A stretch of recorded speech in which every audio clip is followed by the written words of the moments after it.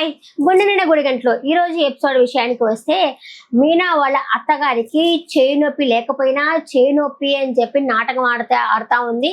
అలాగే ఏం కూర చేసావు అంటే ఆలు చేశాను, ఆ కూర చేశాను అంటే నాకు ఆలు వద్దు, వాతం వస్తుంది, నువ్వు వేరే కూర చెయ్యి, అది కూడా నిదానంగా చెయ్యి అని చెప్పేసరికి మీనా ఉండి ఇప్పుడే కదా అత్త ఆకలి అని చెప్పని అన్నారు అంటే ఆకలి అన్నానని చెప్పి ఉడకకుండా చేయబాక లేటుగా చెయ్యి అంటే వంట అనేది లేటుగానే చేయాలా, అప్పుడే టేస్ట్ గా ఉంటుంది అని చెప్పి మీనా అయితే చెప్తుంది. ఇంకా ఆ తర్వాత వాళ్ళ హస్బెండ్ కి ఫోన్ చేసి మీనా ఏంటి అన్ని ఎక్కడెక్కడ పెట్టాలా, ఆ ఫ్లవర్స్ అన్ని ఏం చేయాలా అన్ని అయితే ఫోన్లో అయితే చెప్పేస్తుంది.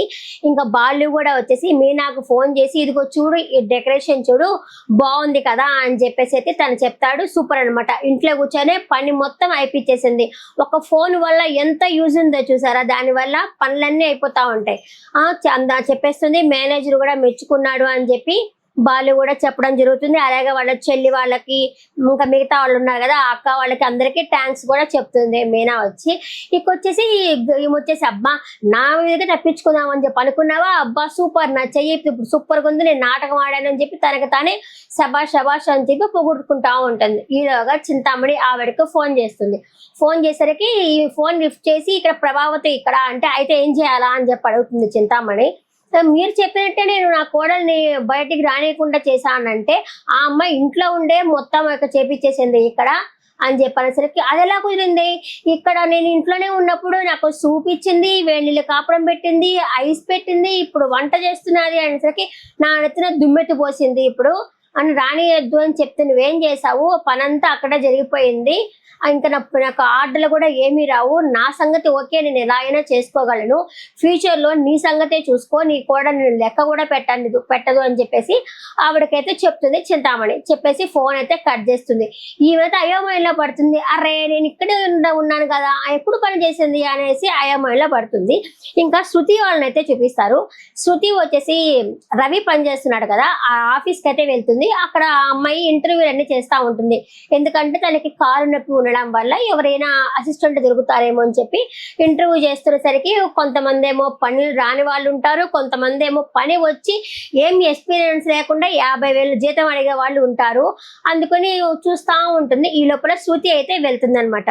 శృతిని చూసి ఆ అమ్మాయి షాక్ అవుతుంది. ఏంటి అంటే నేను ఇక్కడ పార్ట్ టైం జాబ్కి వచ్చాను నేను అంటే నిజంగానే అంటే అవును నేను నిజంగానే వచ్చాను, ఎందుకంటే రవి ఎప్పుడు 24 hours ఇక్కడే ఉంటున్నాడు, రాత్రి బోళ్ళు ఇక్కడే ఉంటా ఉన్నాడు అని చెప్పేసి తనైతే చెప్తుంది. తను ఎందుకు వచ్చిందంటే ఇక్కడ వీళ్ళిద్దరు సరసాలు ఆడుకుంటున్నారు కదా ఆ సరసాలు చూడడానికైతే వచ్చిందనమాట ఈమె.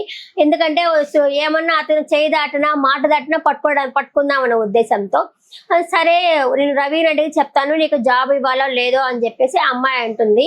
ఎందుకు మీరే కదా హోటల్ అప్పుడు మీరే డెసిషన్ తీసుకోవాలి కదా, అయినా నేను పార్ట్ టైం జాబ్కి వస్తాను, నేను 6 నుంచి నైట్ దాకా ఇక్కడే ఉంటాను అని చెప్పి శృతి అయితే చెప్తుంది అనమాట. సరే జీతం ఎంత కావాలని అడుగుతుంది అమ్మాయి. మీరు ఎంత ఇచ్చినా ఓకే అని చెప్పని అంటుంది. సరే అని చెప్పి జాయిన్ చేసుకుంటుంది అనమాట తనకి అసిస్టెంట్ గా. ఇంకా లోపలికి వెళ్తుంది. వెళ్ళేసి నీ మీద కంప్లైంట్ ఉంది అని చెప్పి రవిని పిలిస్తే ఇక్కడికి ఎందుకు వచ్చావు శృతి అంటే నేను ఇక్కడే జాయిన్ అయ్యాను అని చెప్పి చెప్తుంది. ఎందుకు ఇక్కడ జాయిన్ అవ్వడము, నేనేమన్నా నీ డబ్బింగ్ దగ్గరికి వస్తున్నానంటే రా పర్వాలేదు చూసుకుందాం అని చెప్పేసి తనైతే మాట్లాడుతుంది. మొత్తానికి రవికి అసిస్టెంట్ గా, రవికి కాదు ఆ అమ్మాయికి అసిస్టెంట్ గా వాళ్ళ ఆఫీస్ లో జాయిన్ అయిపోయింది అనమాట శృతి పార్ట్ టైం గా. ఇకపోతే రవి అంటున్నా బాలు వస్తాడు. బాలు వచ్చి వాళ్ళ అమ్మకి దండ తీసుకొని వస్తాడు.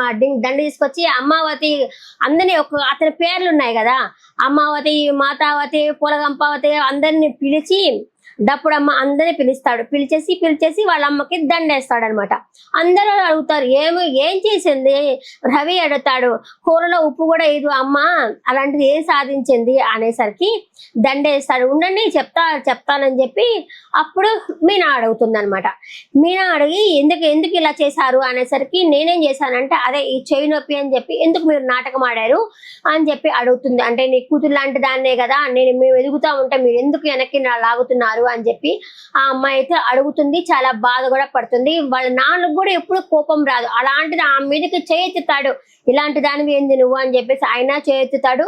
ఇంకా వీళ్ళున్నారు కదా మనోజు రోహిణి వచ్చేసి ఎలాగో మీనా అంటే పడదు, అమ్మే అనింది అని చెప్పి ప్రూఫ్ ఏంది అనేసరికి ఇంకా ఈ అమ్మాయి చెప్తుంది మీనా చెప్తుంది, ఎవరితోనో ఫోన్ మాట్లాడుతా ఉంది, నాకు చేయి నొప్పి అని చెప్పి నాటకం ఆడాను, అక్కడికి రానియకుండా చేశాను అని చెప్పి ఎవరితోనో ఫోన్ మాట్లాడుతుంది, నేను విన్నాను, కళ్ళారా చూశాను నేను అని చెప్పి మీనా కూడా చెప్తుంది. ఇంకా ఇవేం సమాధానం చెప్పలేకపోతుంది. చింతామణి గురించి చెప్పదులే.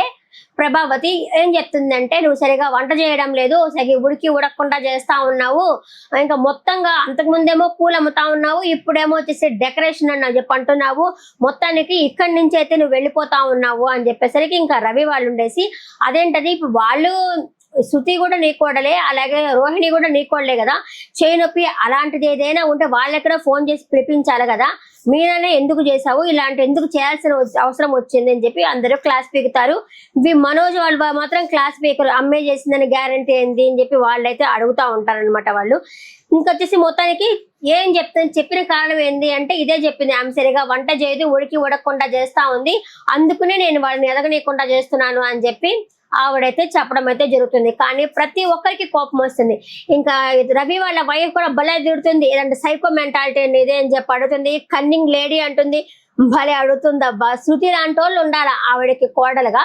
అదే ఈ రోజు జరిగిన ఎపిసోడ్. ఆయన వాళ్ళ నాన్నకి ఎప్పుడు కోప్పడ్డు, అలాంటిది ఆ మీదకి చేతితాడు, నువ్వు అసలు ఆడదైనవానా అనుకుంటా.